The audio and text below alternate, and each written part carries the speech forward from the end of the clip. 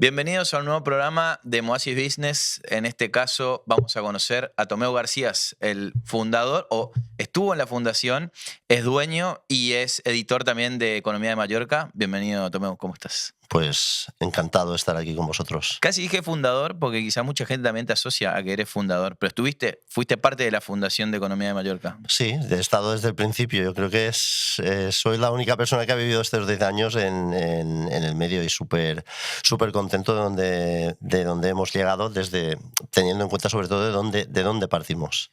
¿De dónde partieron? ¿Hace cuánto existe el medio? Bueno, el medio nació, hemos cumplido 10 años, en septiembre del año pasado cumplimos 10 años, una década. Partimos a partir de un grupo de gente que creyó que aquí había un vacío en cuanto a información económica y apostó por crear un medio que fuera diferente, Claro. que ofreciera algo que no ofrecían el resto de medios de comunicación, refiriéndome a información económica especializada que pusiera sobre todo el foco y en el centro a la empresa y los empresarios. Porque se pone hoy día, siempre lo vemos cada día, se pone el foco en los políticos, se pone el foco en 30.000 aspectos del día a día, pero claro, el empresariado no tenía un medio de referencia donde se explicaran todo aquello que hacía. Claro. Y desde el principio se adoptó un poco esta óptica. Es verdad que en estos años pues las cosas han pasado diferentes accionistas, el medio ha cambiado de manos, hasta que en 2022 surgió la posibilidad de que tanto yo como en este caso mi mujer, que es accionista a partes iguales de la empresa, pues surgió la posibilidad de adquirir el medio que tuviera el ADN 100% de Mallorca, y en estos últimos 4 años hemos trabajado pues intensamente para darle un plus, para hacerlo crecer y para convertirlo un poco en una referencia a nivel informativa y sobre todo especializada en información de empresa y de empresarios. Me interesa conocer de dónde vienes tú. O sea, eres periodista, te interesa el mundo de los medios. ¿Cómo llegaste al mundo de los medios? ¿Dónde empezaste? Bueno, yo siempre digo una cosa, que tú planificas la vida y luego la vida te lleva por unos caminos pues totalmente diferentes. Yo, remontándome muy atrás, es verdad que siempre he tenido inquietudes periodísticas, quería estudiar periodismo, pero por circunstancias familiares y de la vida pues no tuve esa oportunidad, porque en ese momento se tenía que ir fuera de la isla, y estudié pues lo que me gustaba, que era historia y geografía. Yo soy de formación, soy licenciado en geografía. Aunque yo siempre, la gente cuando se lo digo pues se sorprende, pero nunca he ejercido como tal. ¿Qué pasa? Que como yo tenía mucho interés, pues empecé a hacer colaboraciones en la universidad pues con el periódico Última Hora.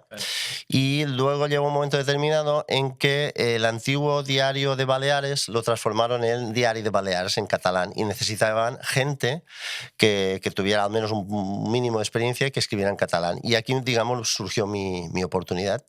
Me ofrecieron trabajar en él y me fui formando en estos años. Luego trabajé también en el Grupo Serra Última Hora. Y de aquí pasé a otra comunicación. Yo siempre digo que he sido un poco una persona con muchas contradicciones, en el sentido, como todos. Como todos. En el sentido que cuando empecé a trabajar, yo he trabajado muchos años en tema de información política. Y yo siempre decía que no quería, que a mí la política me sobrepasaba un poco, me aburría, y que no tenía un feeling que hacía esta actividad. Pero en un momento determinado pues me ofrecen la posibilidad de trabajar para políticos. Y empecé a trabajar en el Ayuntamiento de Inca como jefe de comunicación, que no existía ese puesto, y fue una experiencia, la verdad, muy positiva, muy agradable. Aprendí muchísimo, estuve 12 años allí y es una experiencia que me ha marcado, profesional, que me ha marcado por vida, y aprendí muchísimas cosas. Y de ahí, cuando acabé, pues la vida, yo tenía planes de trabajar con una empresa con mi mujer, pero en ese momento pues apareció la oportunidad de crear un periódico de la nada. Claro. Y yo siempre cuento la misma anécdota. Cuando me llamaron para crear el periódico económico, me dijeron, es que queremos crear un periódico económico. Yo siempre dije, siempre cuento lo mismo. Yo dije, mire, yo he trabajado en sucesos, he trabajado en deportes, he trabajado en política, he trabajado en ayuntamientos en Palforana, pero no tengo nada de experiencia. O sea, la información económica era lo único que no había hecho en mi vida. Pero bueno, al final me lo planteé como un reto, como un desafío. Claro. Yo creo que en esta vida estamos hechos para superar las adversidades, para aprender, para hacer cosas nuevas, para salir, esto que dicen que está tan de moda, de salir de la zona de confort. Y precisamente cuando comenté esto, me dijeron, mira, pues a lo mejor lo que buscamos es este perfil de alguien que pueda ofrecer una visión fresca de la economía, que a lo mejor no esté, entre comillas, contaminado por años de trabajo en este campo. Y lo que intenté aplicar desde el principio en el periódico es precisamente esto. Es el trabajar la información de una forma diferente, que se saliera un poco del guión, dar mucho protagonismo a los empresarios y sobre todo una filosofía que los que me conocen saben que yo soy así, que es acercar el medio siempre lo más posible a las personas, estar siempre accesibles. Y esta idea de proximidad en la información, pero también con tus clientes, con la gente que entrevistas, con todo el mundo, creo que ha sido un poco la clave por la cual hemos conseguido que el medio haya ido creciendo. ¿Qué respuesta encontraste de los empresarios cuando empezaste a contar sobre, digamos, noticias sobre ese sector? ¿Qué diferencia? Tú viniste de muchos sectores, de la política, sociedad, sucesos, etcétera. Cuando entraste en la parte empresarial, ¿qué encontraste? ¿Cómo es ese mundo? Bueno, los empresarios cuando yo empecé a hablar con ellos había dos quejas o dos problemas. Uno, que se sentían un poco huérfanos, en el sentido de que huérfanos informativos, es decir, que no había es verdad que había otros medios que hablaban de economía, pero no había nadie centrado en sus problemas, en sus inquietudes, en el día a día. Y esto se asociaba también a su segundo y gran problema, que es que nosotros vivimos en una tierra en la cual desafortunadamente el emprendedor, del empresario se tiene una imagen pues totalmente que no se corresponde para nada con la realidad. Es decir, al empresario se le ve como un señor, no sé, el otro día estaba en un evento con la presidenta Marga Provence y decía, a veces vemos a los empresarios como señores de puro y chistera que tienen un montón de dinero y que no se preocupan por los demás. Nada que ver con la realidad. Y los empresarios eran los primeros que decían, es que nosotros socialmente necesitamos explicar que somos gente involucrada con nuestros trabajadores, que lo vivimos en el día a día, que somos personas que no tenemos horario, que nos es complicadísimo conciliar con nuestras obligaciones familiares, que sacrificamos muchísimo tiempo y esfuerzo, que aportamos un montón a la sociedad en materia de impuestos, que intentamos ayudar socialmente a la gente que lo necesita. Y todo esto no se contaba. Y claro, cuando empezabas a explicar tú precisamente que el proyecto que tú defiendes es vamos a intentar explicar toda esta parte que los empresarios muchas veces no han hecho llegar a la sociedad, pues la verdad es que se me abrieron un montón de puertas. Al final yo siempre pienso lo mismo, es estar en el sitio correcto, en el momento correcto, pero con la idea correcta. Es decir, las casualidades en esta vida no existen. Tú puedes, si el proyecto no hubiera sido pues a lo mejor hubiera fracasado. Y a ello nos hemos dedicado desde el principio, porque esto ha sido nuestro leitmotiv. Claro. Hay una frase que dice, es tan malo a veces llegar tarde como llegar muy temprano a algunas cosas, porque incluso la gente no te entiende al producto que quizás tú aspiras. Me interesa esta parte de los empresarios que nombras, porque en varias de las entrevistas que venimos llevando adelante marcan mucho que en Baleares el empresario está muy mal visto, o como que tiene una mala imagen de distintas cosas. ¿A qué le atribuye eso? ¿Por qué crees que pase eso? Bueno, no lo sé. Es decir, realmente no lo sé. Porque No sé si es el carácter mallorquín, en particular de aquí. Es verdad que, es decir, en España también pasa un poco, pero yo creo que a veces oigo otras entrevistas de otra gente que a lo mejor vive en Estados Unidos o en Europa, diga, alguien que tiene una buena idea, la desarrolla, crece, gana dinero, crea empleo, pues es la envidia, se le aplaude, se le anima, se le invita. Aquí muchas veces el empresario que hace todo esto, pues se la machaca. El empresario no puede, muchas veces no quiere exhibir músculo de todo lo que hace, porque vivimos un país, yo creo, que en el cual la envidia lo puede todo. Y creo que es un tema social de hace mucho tiempo. Y luego esto lo que hace también es condicionarnos socialmente. Es decir, cuando vas a cualquier, por ejemplo, a cualquier clase y dices, ¿cuántos queréis ser funcionarios? ¿Cuántas manos se levantarán? ¿O cuántos queréis ser empresarios? Se levantarán pocas manos. Porque además vivimos en un país en el cual no es fácil emprender, no es fácil crear una empresa desde cero, no es fácil crear empleo, por mucho que lo pinten. A mí me gustaría que muchos de los que critican se metieran dentro de una empresa y vieran lo que es pagar todos los impuestos que se tienen que pagar religiosamente, y yo lo hago sin ningún tipo de problema. A final de mes, cómo dar viabilidad, cómo preocuparse por los empleados. Es decir, todo el abanico que le representa de dolores de cabeza, de quebradores de cabeza a un empresario en relación a lo mejor a la persona que trabaja con chapo, con toda la honradez del mundo, pero que tiene un horario determinado, tiene unos derechos, y Claro. cuando acaba el trabajo, acaba el trabajo. El empresario no. El empresario, cuando acabas el horario de trabajo, tú en tu cabecita te sigue dando vueltas cosas. Y sábados, domingos, fiestas, siempre hay algo que hacer, siempre hay alguna cosa. No se acaba de desconectar. Entonces, es un poco, no sé por qué pasa esto sobre todo en Baleares, pero yo creo que es un tema que viene de mucho tiempo para atrás. Y creo que es un tema que tendríamos que hacernoslo mirar. Es una historia que tendríamos que revisar, porque la verdad,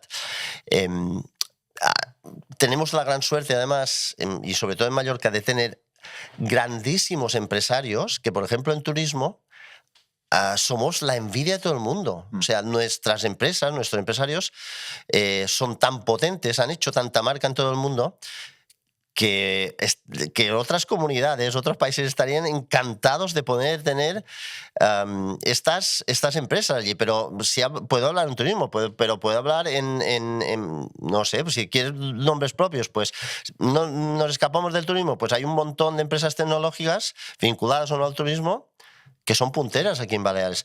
Tenemos marcas de calzado históricas que son punteras en todo el mundo. Pero ¿qué pasa? ¿Por qué tienen que...? Yo lo que digo siempre, ¿por qué tiene que estar mal visto el empresario cuando es el primero? Es el que paga más impuestos, el que genera más empleo y el que se dedica a estimular económicamente nuestra sociedad. Este es un debate que desde hace 10 años nosotros estamos intentando alimentar, en el sentido de cambiar la imagen, claro, y explicar todo aquello que hacen bien las empresas y los empresarios de nuestra tierra. Tú no solo hablas de los empresarios en tus medios, sino que tú mismo eres un empresario de medios. Sí. ¿Cómo es el ecosistema aquí en Baleares? ¿Cómo es ser un empresario y tener un medio aquí en Baleares? Bueno, supongo que lo que voy a decir lo dirán de muchos otros sectores. Es complicado, es decir, es complicado porque al final vivimos en una tierra donde se genera mucho movimiento económico, es verdad, pero es una tierra pequeña, es un territorio pequeño con una población limitada. Y la competencia de medios de comunicación es feroz. O sea, pero no lo digo en sentido negativo. A mí me encanta tener mucha competencia. Y al final te das cuenta que en un ámbito pequeño con tanta competencia, tienes que buscar diferenciarte y tienes que buscar sinergias. Nosotros, yo he vivido desde hace muchos años el hecho de que cuando estás en un medio, la competencia, no diré que hay que destruirla, pero la competencia hay que superarla, hay que estar encima, hay una rivalidad enorme. Y nosotros, por ejemplo, desde el principio, también porque tenemos un producto diferenciado del resto, abogamos por hacer cosas conjuntamente con otros medios. Nosotros trabajamos en la Asociación de Medios de Comunicación de Baleares, pues yo voy de tertuliano a otros medios de televisión como FIWI, tengo buena relación con otras cadenas de radio donde han hecho entrevistas o hacemos cosas conjuntamente. Y yo creo, nosotros queremos siempre más en estas sinergias que en la rivalidad. Ahora, levantar un medio de comunicación, pues es duro. Yo me acuerdo que, pues creo que los 3-4 primeros años el medio era absolutamente deficitario. Era muy complicado y era muy complicado entrar dentro del ámbito de los medios, porque al final la tarta que se reparte es la misma. Cuando entra otro nuevo actor, eso significa que por poco que cojas de la tarta, los otros trocitos van a ser un poco más pequeños. Entonces, claro, había cierto resquemor. Entonces, y a ver, es que robaríamos audiencia y tal. Y al final nosotros, nuestra gran ventaja fue que hicimos algo muy diferente al resto. E intentamos desde el principio no competir, sino cooperar. Es decir, al final, también porque es fácil, es decir, en temas económicos, como la mayoría de los medios no son hiper mega especializados, sí que podemos hacer sinergias comunes. Y esto nos ha ayudado mucho. Ahora bien, ¿cómo hemos crecido? Pues yo siempre digo lo mismo, por cabezonería, por constancia, por creer que aquello en lo que creaste desde el principio es viable, es una buena idea. Y creo que esto nos ha llevado, bueno, al éxito relativo que hemos tenido, porque yo intento ser humilde. Nosotros no somos un gran medio. No somos un medio grande. Para mí que somos un gran medio, claro. Dentro de nuestro proyecto, pero no somos un medio grande. Y intentamos, lo que digo, no competir, pero es muy duro. Pero bueno, esto mismo, si pones aquí a empresarios de 30 sectores diferentes cuando empiezan, todos, absolutamente todos, te dirán lo mismo. Y hay grandes problemas, no solo el sector, pues en financiación, a la hora de encontrar mano de obra, a la hora de intentar crecer, técnicamente. Es decir, hay muchos obstáculos que solventar. Me siento bastante representado por lo que dices. Y nosotros también creemos que la parte de la cooperación es fundamental y cada vez más. Pero es verdad que nuestro sector a nivel de medios siempre fue como mi medio contra el tuyo. Y nunca se podían unir. De hecho, está habiendo un fenómeno internacional a nivel de nuestra industria donde todo está cambiando. Incluso, y es lo que me pregunto, tú tienes fundamentalmente una .com, ¿no? Economía de Mallorca.com. Hoy las .com tienen, digamos, son un lugar de ir a buscar la información, y hasta hace un tiempo, quizás hace un año o 2 años, eran el lugar más importante para ir a buscar información dentro de Internet. Con la llegada de la inteligencia artificial, un poco se empieza a romper eso. Porque son la inteligencia artificial los que empiezan a dar la información antes de ir a buscar a tu medio. ¿Cómo o qué planes tienes tú para poder seguir desarrollando un medio dentro de un ecosistema donde la búsqueda de la información es cada vez de una información veraz, es cada vez más compleja, donde abunda la inteligencia artificial, donde abundan las fake news, donde abundan todo tipo de información que pueden ser tanto correctas como incorrectas? ¿Cómo logras tú diferenciarte para que la gente te siga consumiendo? Bueno, yo creo que no solo yo quiero romper una lanza en favor de los medios de comunicación profesionales, es decir, no solo yo. Al final hay un concepto, que es el concepto de la credibilidad y de la confianza. Yo creo que cualquier lector de cualquier medio de comunicación con historia, con un expediente de seriedad, de trabajo profesional, aquí en Baleares tiene un público fidelizado porque sabe que tiene calidad. El problema viene cuando se incorporan nuevos lectores o hay gente que busca determinadas noticias y las fuentes, porque la inteligencia artificial está avanzando a grandes pasos, pero no es fiable al 100%. Además, hay que tener en cuenta una cosa. Esta revolución en cuanto a los medios que estamos viviendo ya pasó hace unos años con el paso del papel a Internet y con el papel dominador que tuvo Google y que aún tiene Google. Entonces, las noticias se hacían para posicionar en Google, para que buscaran. Ahora ya hay que empezar a pensar cómo hacer que las noticias y cómo hacer que tus artículos y tu página web esté diseñada para que la lea la inteligencia artificial.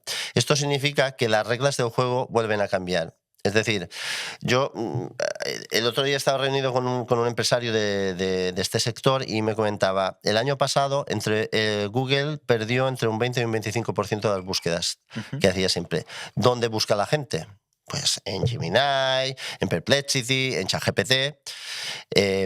¿Y qué pasa con todas aquellas webs que no estén preparadas y que estas inteligencias artificiales no las lean adecuadamente?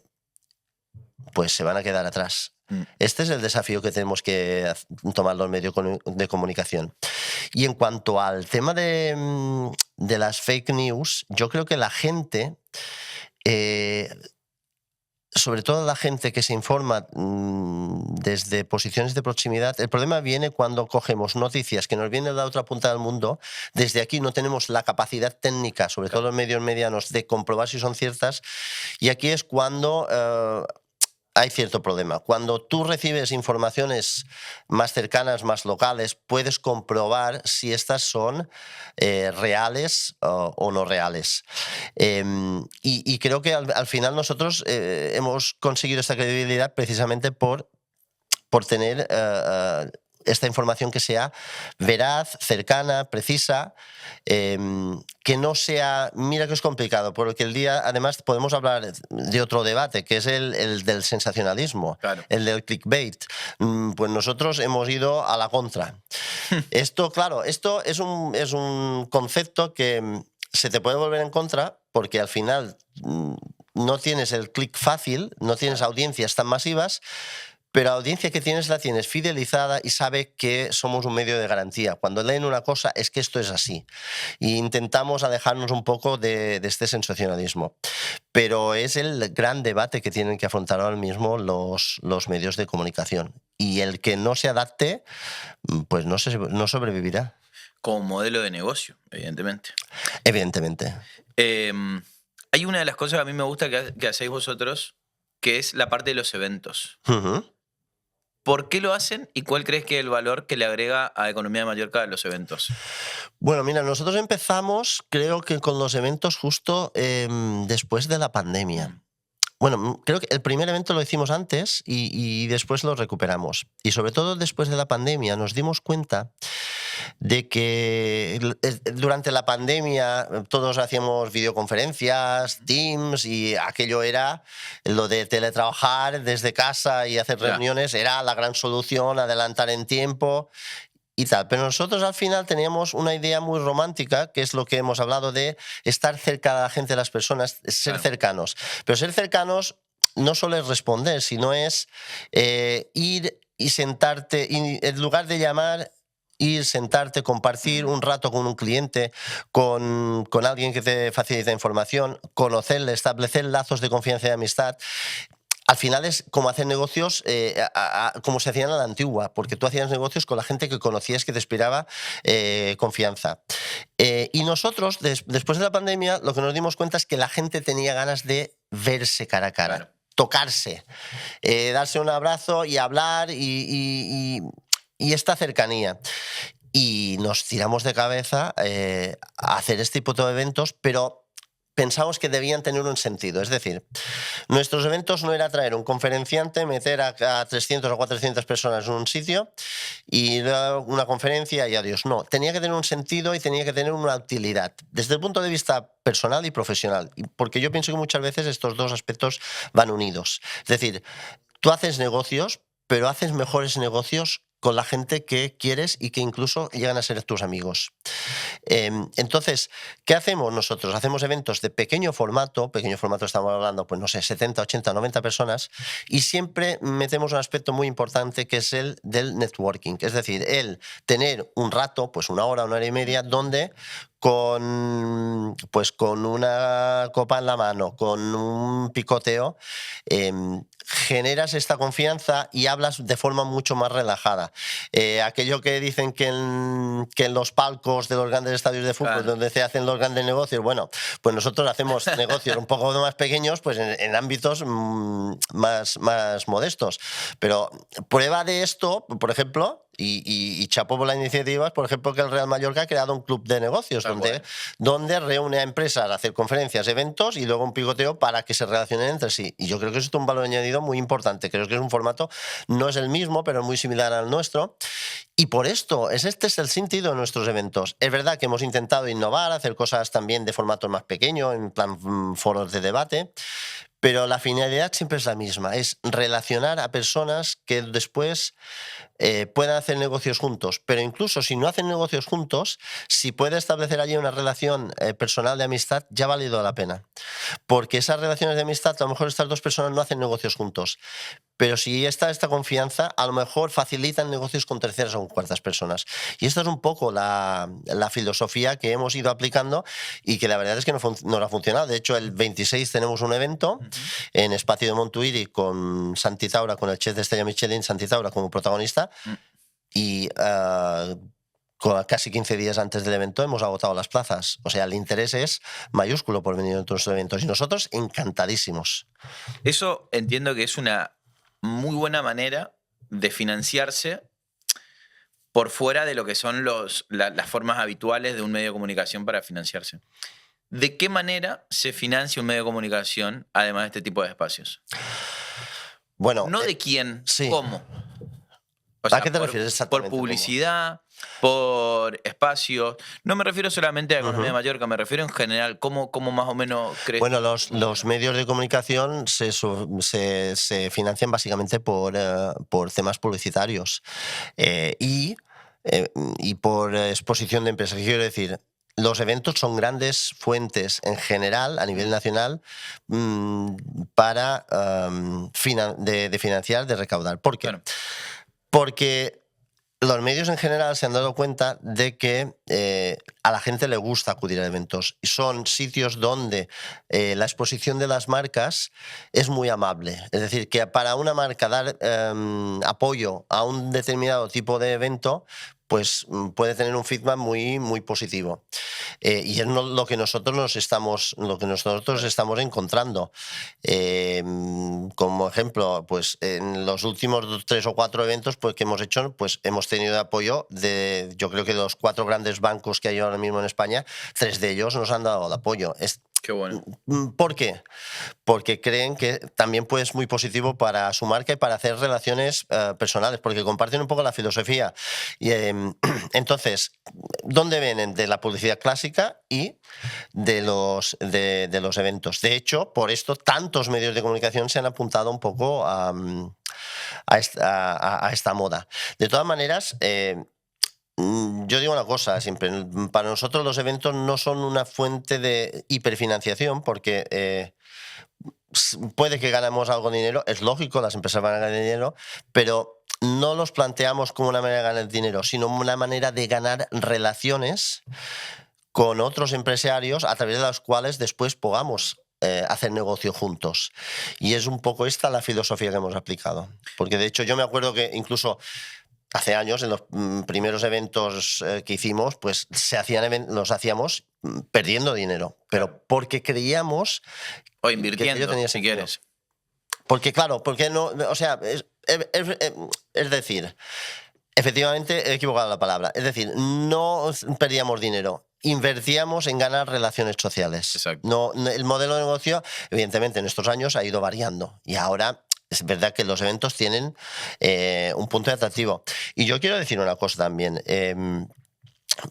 Nosotros intentamos hacer cosas más selectas, más reducidas, pero la mayor parte de la gente en los eventos viene pagando la comida, viene pagando un ticket de entrada.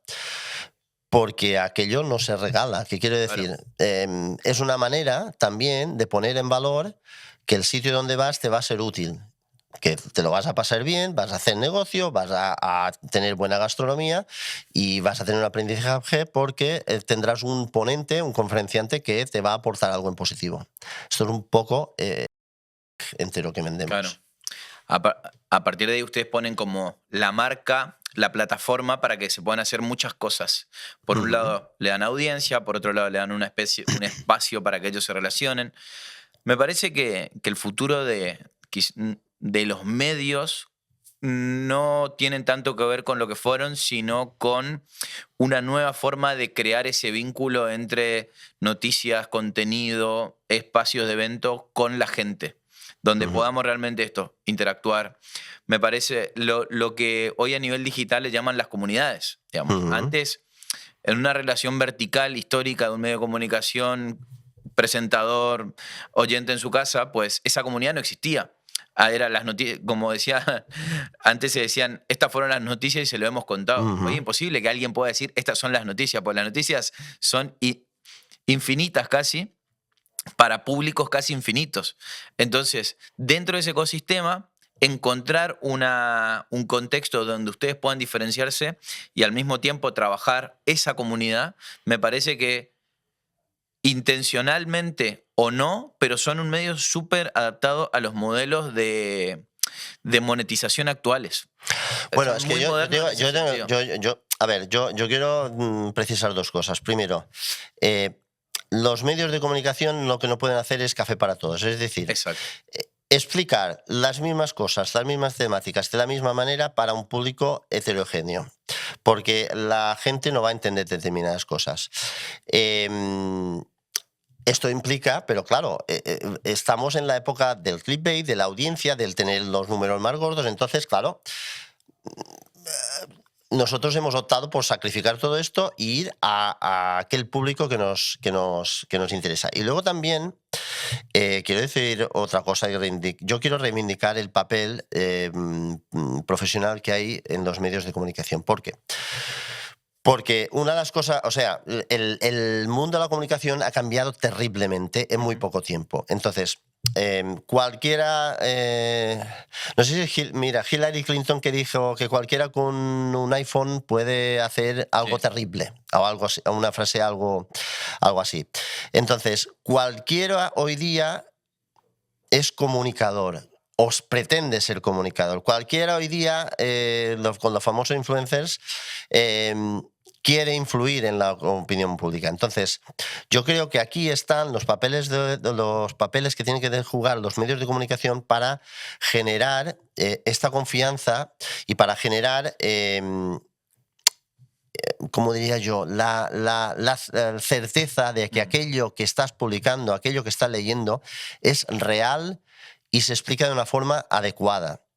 Y demasiadas veces se cae en el sensacionalismo y yo veo muchos medios haciendo noticias de cosas que antes no se decían. ¿Por qué? Porque llaman la atención de la gente, porque hará el clic. Bueno, es una opción, pero esto nos puede llevar a lo que hablamos de la famosa desinformación, que ahora cualquier cosa que publica un medio de comunicación muchas veces va a misa, parece, y no es esto. Y luego el problema es esto, que cualquiera que no tiene ni idea de muchísimos temas, es que esta frase de que cuando hay un estadio y hay 18.000 personas en el estadio, hay 18.000 entrenadores. Pues hoy día, pues cualquiera que tiene un blog, que tiene un canal en YouTube, que tiene una cuenta de Instagram, pues se cree autorizado para, además, para opinar de todo. Yo muchas veces me llaman de programas de televisión y se me dije, hoy vamos a hablar de esto, esto, esto. Y yo digo, bueno, vamos a ver, yo te puedo hablar de las cosas más o menos que sé, pero no quiero opinar ni explicar de cosas que desconozca absolutamente. Pues que hay muchos periodistas que se apuntan a un bombardeo, no tienen ni idea, bueno, 2 frases, tal, y ya se meten en ello. Y yo creo que esto tendríamos que ser un poquito más responsables, porque tenemos la responsabilidad de la gente que al otro lado de la cámara le llegamos o bien a través de la televisión o bien a través de las redes sociales o a través de cualquier medio. Y hay gente que da verosimilitud a un comentario tuyo que te lo puedes haber generado en nada. Y esto también, y al final esto también repercute en la credibilidad yo creo que lo más poderoso que podemos tener los periodistas o los que ejercemos el trabajo en medios de comunicación, porque yo siempre digo lo mismo, yo no soy un periodista de formación, soy un periodista de actitud o de ejercer la labor, y le tengo muchísimo respeto a la gente que se ha preparado, pero la credibilidad es nuestra principal bandera, nuestro principal valor. Claro. Y esto creo que la gente... es una lucha que tenemos que tener con la gente para difundir aquello que es verdad y que es mentira. ¿Qué es lo que más te gusta hacer de tu trabajo, en tu día a día? ¿Qué es lo que más disfrutas? Pues seguramente que no tengo ningún día igual al otro. Mira. Yo nunca habría podido trabajar, con todo el respeto del mundo, en una obra, en una fábrica, en un sitio donde cada día fuera exactamente lo mismo. La profesión de tener un periódico, yo siempre digo una cosa, sabes a la hora que te pones a trabajar, puedes intuir por dónde te irá el día, pero un loco presidente lanza 4 bombas en la otra punta del mundo y ya tienes a todos temblando, incluso económicamente. Entonces, no sabes cómo acabar el día. Y esto a la vez, bueno, algún día tengo que decir que un poquito de tranquilidad algún día también se agradece, porque todos somos personas y necesitamos nuestras horas y descansar, pero también te da esta adrenalina, este día a día que sea diferente y que para mí, yo digo una cosa, a mí, digo desafortunadamente porque es verdad, pero desafortunadamente me divierto mucho en el trabajo. Y digo desafortunadamente porque al final te enganchas, no miras horarios y acabas haciendo muchas más horas de las que serían recomendables por salud. Más que por recomendable, por tener otro tipo de relaciones. Me parece que los que somos muy apasionados de esta profesión en particular, como pueden ser los médicos, al no tener un horario que nos guíe y tener conversaciones y trabajar y escribir y buscar y profundizar, terminamos cayendo en algo que nos apasiona tanto, pero que podríamos vivir ahí adentro. Y es muy difícil salir. Una vez, te cuento solo, en el 2017 hubo un atentado terrorista en Alemania en un mercadillo de Navidad. Y yo empezaba a dar mis primeros pasos como periodista, estaba viviendo allí, y me encontré con José Levi, que es un periodista español de la CNN mucho tiempo. Y yo tenía 25 años, más o menos. Y yo lo empecé a seguir por todos lados. Yo quería ver qué trabajo hacía. Era un superhéroe para mí en ese momento. Y lo empecé a ver. Y digo, bueno, el trabajo que hace relativamente lo puedo hacer. Y después me acerqué a él, digo, me puse a hablar como un niño completamente conociendo a su superhéroe, a su ídolo. Y le pregunto, ¿qué es lo más difícil de tu profesión? Y me dijo, mira, hoy es sábado y hoy era el cumpleaños de mi nieta, que lo estuvimos organizando toda la semana. Pero explota una bomba y yo soy la persona que tiene que ir. Eso es mucho más complejo que la cuestión técnica muchas veces. Entonces, nuestra profesión a veces, que pienso que también le debe pasar a otros que se apasionan, pero en la nuestra en particular, el tiempo y tener otro tipo de relaciones y hablar de otras cosas a veces suele ser muy complejo porque estamos hipercompenetrados con lo nuestro. Pues imagínate tú que tu experiencia, o sea, que tú trabajes y que tu empresa sea al 50% con tu pareja. Porque yo me encuentro, o sea, es complicado de gestionar, porque tú imagínate en un aniversario de boda o un aniversario o alguna celebración especial que tras una cena pues acabes hablando de trabajo. Pues a nosotros nos ha pasado. También nos pasa porque nosotros disfrutamos mucho con nuestro trabajo, pero también es verdad que con el paso del tiempo, mira, yo a mi profesión estoy muy agradecido, porque es verdad que se han dado casos, como dices tú, que por razones de profesión pues he tenido que renunciar a veces a temas personales, pero el hecho también de tener una profesión en la cual cada día sea diferente y en la cual tú seas tu propio jefe y puedes organizarte tu tiempo, ha hecho que, por ejemplo, yo haya podido disfrutar mucho más de mis hijos, que mis hijos ya tienen 18 años y ahora de disfrutar, pues ando tras ellos en lugar de ellos tras de mí, o también de vivir más cosas con mi pareja. Pero claro, esto implica también sacrificios. ¿Sacrificios qué quiere decir? Que puedes tener un tiempo, pero tú después lo tienes que compensar. O algún día a lo mejor son las 11 de la noche y tienes que estar allí dando el callo, cerrando o levantarte pronto. Es decir, no hay nada gratuito. No hay nada gratuito. Y esto es algo muy común a muchos empresarios que conozco. ¿Qué quiero decir? Que hacen verdaderos esfuerzos humanos por conciliar la vida laboral con la profesional, y lo agradecen porque lo pueden hacer, pero esto implica unos sacrificios extra en materia de determinados días de horarios, de implicación, de quebraderos de cabeza terribles, que a lo mejor no tiene una persona que cuando acaba su horario a las 3, a las 5, a las 6, se va para casa y se olvida del trabajo y vive su vida. Entonces, es verdad, pero al final te tienes que plantear si vale la pena. Y a lo mejor a determinadas personas no le vale la pena, y en mi caso, a mí particularmente me ha valido la pena. Eso es una constante que estamos también escuchando en las charlas que estamos teniendo con el empresario, que es el riesgo de hacer lo que uno realmente siente y quiere. Como que nunca va a haber un arrepentimiento del qué, quizás a veces del cómo, pero también en el cómo uno lo hace con las herramientas que en ese momento tiene y de la manera que uno cree que puede hacerlo. Entonces, yo creo que estamos encontrando en este tipo de conversaciones muchos patrones que vemos en los empresarios. Y me gustaría también, Tomeu, estuvimos hablando toda esta semana y nos estuvimos conociendo un poco más. Y si usted se pregunta por qué estamos vestidos iguales, además de que haya sido una sorpresa, ha sido fruto de la casualidad, absolutamente. En este caso es también para hacerles un anuncio, el cual nos pone muy contentos, que desde Moda-Assiste Business, digamos, de Moda-Assiste V, vamos a empezar a trabajar con Economía de Mallorca, donde este tipo de charlas podemos tener con otros tipos de empresarios, donde una vez a la semana nos juntaremos a profundizar sobre las situaciones de los distintos sectores de la economía en este formato, que es lo que hablamos hoy. Tenemos muchísimas cosas en común. Nosotros lo que venimos a proponer es este nuevo tipo de conversación, este nuevo tipo de charla, este nuevo tipo de espacio y de consumo de la información. Y yo creo que usted tiene algo muy valioso, que es la marca que tienen, la profesionalidad con la que lo hacen y todo lo que hablamos anteriormente que nos hermanan para poder llevar adelante este. Y yo creo que vosotros, por contrapartida, también tenéis una cosa muy valiosa, que es la frescura. Claro. El hecho de poder hablar, y la frescura y el hecho de poner en valor no solo la figura empresarial, sino la persona que hay detrás de la empresa. Hablando de qué supone detrás en cuanto a sacrificios personales, en cuanto a conciliación, en cuanto a esto de dejar cada día algo de ti en tu empresa. Yo creo que es muy bonito esto, el camino que vamos a empezar a trazar pronto. Yo creo que puede ser muy, muy bonito, y también para que la gente vea pues la otra cara de muchos de estos empresarios.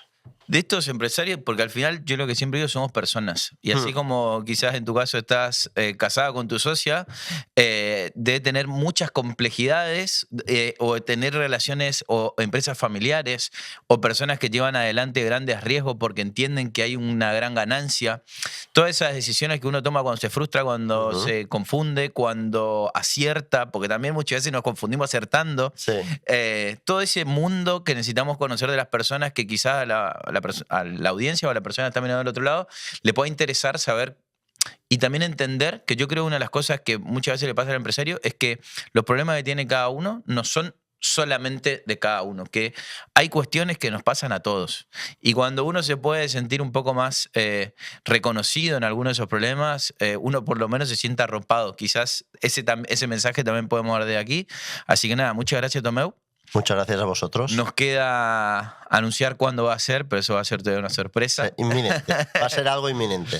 Bueno, muchísimas gracias, y muchísimas gracias a todos los que nos están mirando. Un nuevo capítulo de estas charlas para conocer a las personas. Y nada, hasta la próxima. Un abrazo grande. Chau, chau.